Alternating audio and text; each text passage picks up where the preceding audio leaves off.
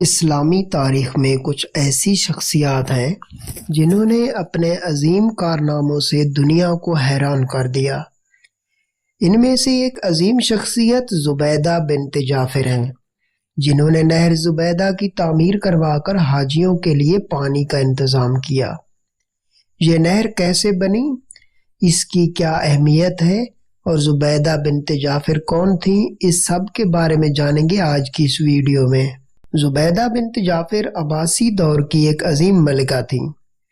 ان کا تعلق خلیفہ ابو جعفر المنصور کے خاندان سے تھا اور وہ خلیفہ ہارون الرشید کی بیوی تھیں۔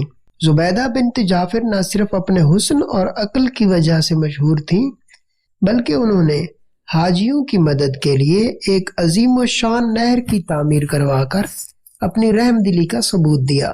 ملکہ زبیدہ کی خدمت کے لیے 100 نوکرانیاں موجود رہتی تھیں، جو قرآن کریم کی حافظہ تھیں اور وہ ہر وقت قرآن پاک کی تلاوت کرتی رہتی تھیں۔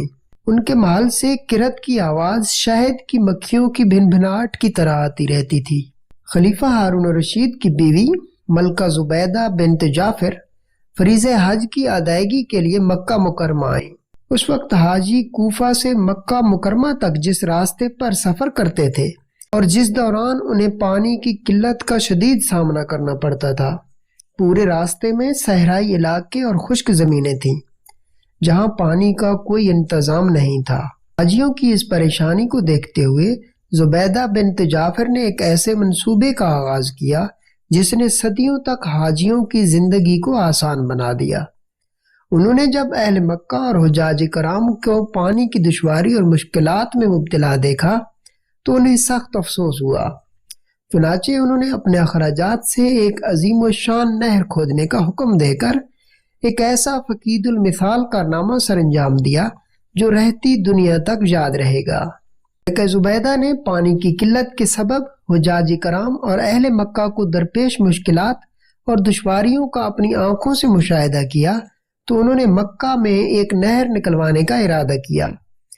اب نہر کی کھدائی کا منصوبہ سامنے آیا تو مختلف علاقوں سے ماہر انجینئر بلوائے گئے۔ مکہ مکرمہ سے 35 کلومیٹر شمال مشرق میں وادی حنین کے جبال تاد سے نہر نکالنے کا پروگرام بنایا گیا۔ جب نہر زبیدہ کی منصوبہ بندی شروع ہوئی تو اس منصوبہ کا منتظم انجینئر آیا اور کہنے لگا کہ آپ نے جس کام کا حکم دیا ہے اس کے لیے خاصے اخراجات درکار ہیں، کیونکہ اس کی تکمیل کے لیے بڑے بڑے پہاڑوں کو کاٹنا پڑے گا، چٹانوں کو توڑنا پڑے گا، نشیب و فراز کی مشکلات سے نمٹنا پڑے گا، سینکڑوں مزدوروں کو دن رات محنت کرنی پڑے گی، تب کہیں جا کر اس منصوبہ کو پایہ تکمیل تک پہنچایا جا سکتا ہے۔ یہ سن کر ملکہ زبیدہ نے چیف انجینئر سے کہا، اس کام کو شروع کر دو، خواہ کلہاڑے کی ایک ضرب پر 1 دینار بھی خرچ آئے تو اس میں کوئی حرج نہیں۔ اس طرح جب نہر کا منصوبہ تکمیل کو پہنچ گیا تو منتظمین اور نگران حضرات نے اخراجات کی لمبی تفصیل ملکہ کی خدمت میں پیش کی۔ اس وقت ملکہ دریا دجلہ کے کنارے واقع اپنے محل میں تھیں۔ ملکہ نے وہ تمام کاغذات لیے اور انہیں کھول کر دیکھے بغیر دریا برد کر دیا اور کہنے لگی، الہی میں نے دنیا میں کوئی حساب کتاب نہیں لینا، تو بھی مجھ سے قیامت کے دن کوئی حساب نہ لینا۔